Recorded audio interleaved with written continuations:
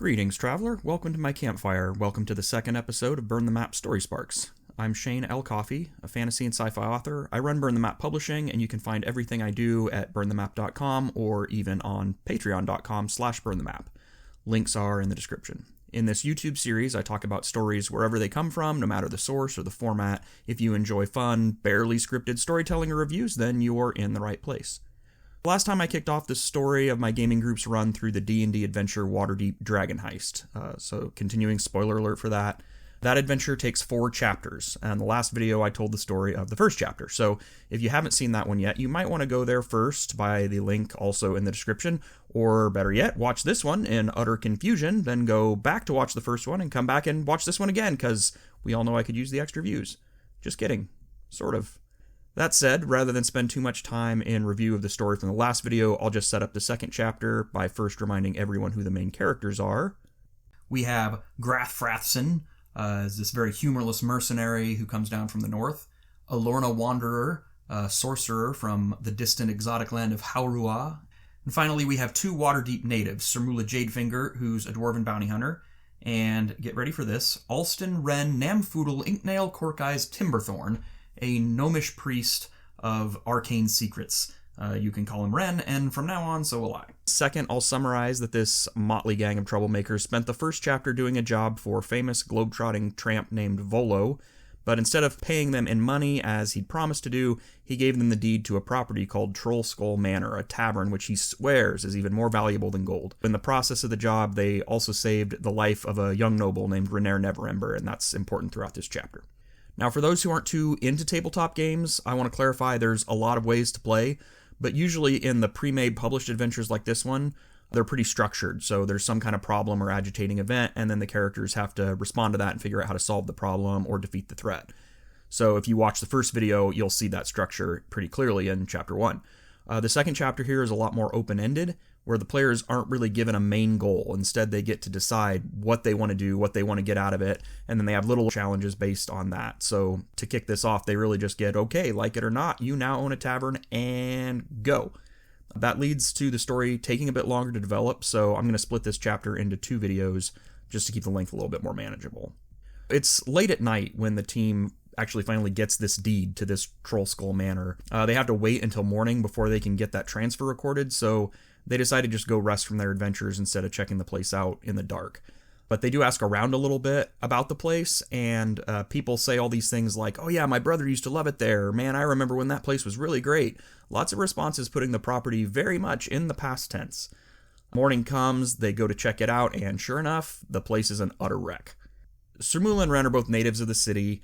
Sermula has some business and law enforcement contacts because she's a bounty hunter.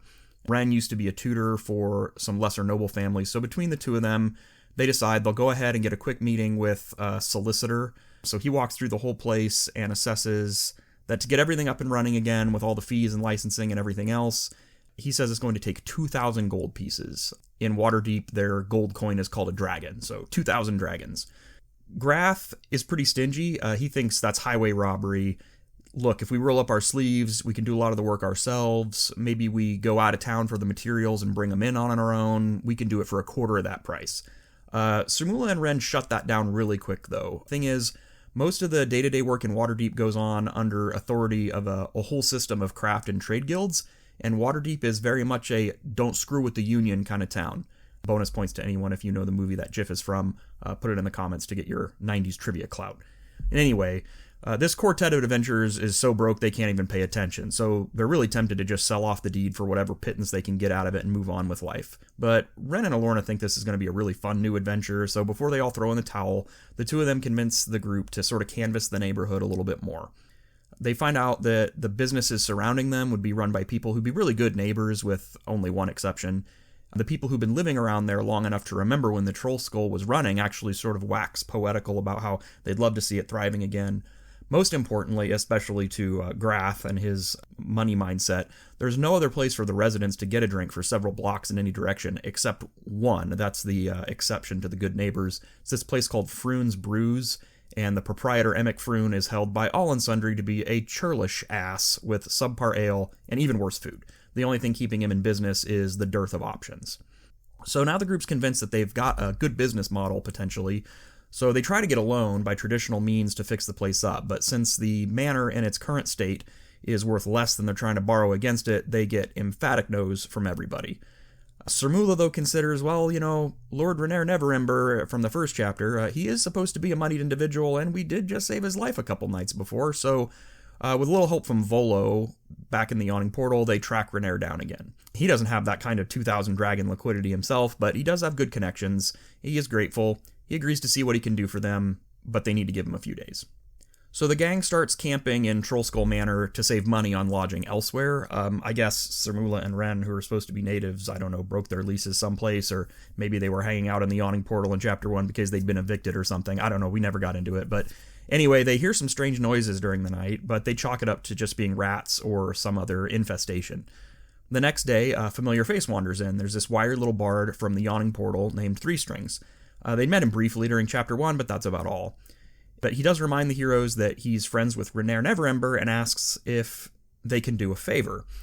Since they need to stay on Renaer's good side, they quickly agree. Three Strings reveals that one of the draft horses in the area is actually super intelligent, at least for a horse, and can speak. The horse's name is Maxine, and she owes Three Strings a report on sort of the local goings-on, but he only knows she's somewhere in the North Ward where the Hero's Tavern is, and he's got other business he has to do and can't take the time to track her down. So the gang combs the area. Eventually they find this exceptional animal, and they take a report about some Zent gang leaders that she transported recently and what they spoke about while they were in her carriage, and then the gang heads down to the Yawning Portal to relay the info. When they finally get back to the Trollskull, Grath is positive that some of the furniture has been moved around. The rest of the party thinks he might be right, but with the building condition being so run down, they figure maybe some neighborhood kids are using the place as a hideout or something like that. They're not really worried. But Grath is convinced the place is haunted. So he talks Ren into casting a spell to detect evil spirits and such. Ren doesn't find any, malevolent presences. Grath is not convinced, but he doesn't really have a leg to stand on in the argument, so he lets it drop under protest. While Ren and Grath are ghost hunting, though, Sermula and Alorna think they've uncovered the mystery. Clearly someone has been in the building while they were away because there's a note left behind in the bar. It isn't signed, but it requests their help in finding a murderer in the dock ward. That's the worst part of town. And this murderer has been preying on elves and half-elves. Grath is convinced this is just another do-gooder friend of Renaer's trying to take advantage of their being broke. The rest aren't quite so cynical. They figure it's a problem that needs solving, and if they can take care of the situation, it'll save lives, their reputation around town will improve, and that might help with getting licenses and permits pushed through, negotiating with the guilds, and all that good stuff. Since Alorna is a half-elf, they hatch a plan to use her as bait to lure out the killer. The other three hide themselves in an alley well before dark, but Alorna does a little bit of social butterflying before the sun goes down, enough to get herself noticed. Then she settles down into a nearby tavern for a couple hours after sunset, and then finally, pretending to be drunk, she makes her way into the alley where the trap has been set. And sure enough, a shadowy figure follows her and wastes no time setting on her with a dagger.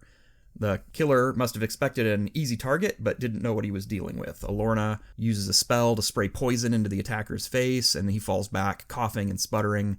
The rest of the party then leaps from hiding to attack. Since she's the closest, Alorna realizes that the villain is a drow elf.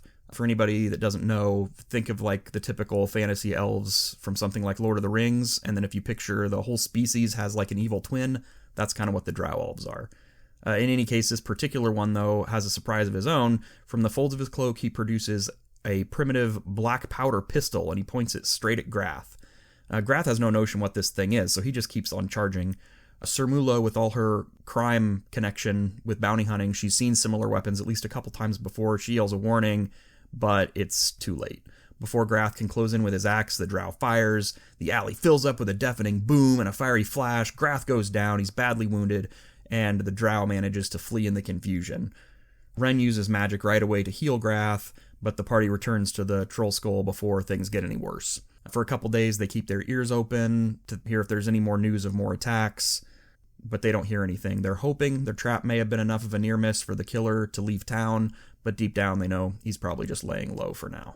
Since the party knows the building was compromised at least once by whoever left the note, even though the upper sleeping chamber seems secure, they set a watch. On that night, while Sermula is up watching, she's shocked to see his rusty nail start moving on its own and scratches closing time on the nearby wall. So she wakes Ren. He immediately rebukes the spirit and forces it away for now, though he senses it hasn't gone far.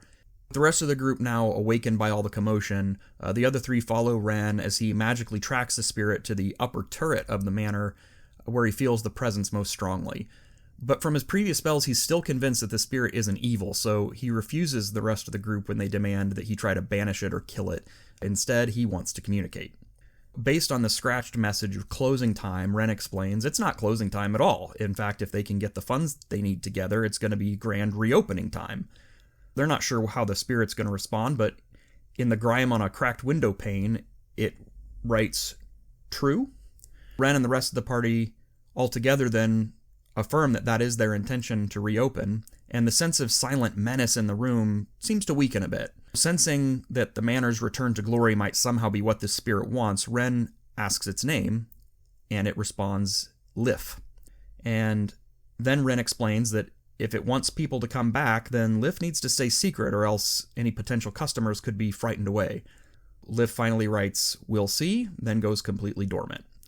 Grath is still convinced that they'll all be murdered in their sleep, but the rest of the group is at least cautiously optimistic that the problem is solved. So here ends the first half of Chapter 2. How do you think the story is developing? Is this what you expected when you heard the end of Chapter 1? If any of you have played this adventure yourselves, what did you do differently? Do you like a shorter video versus a longer one?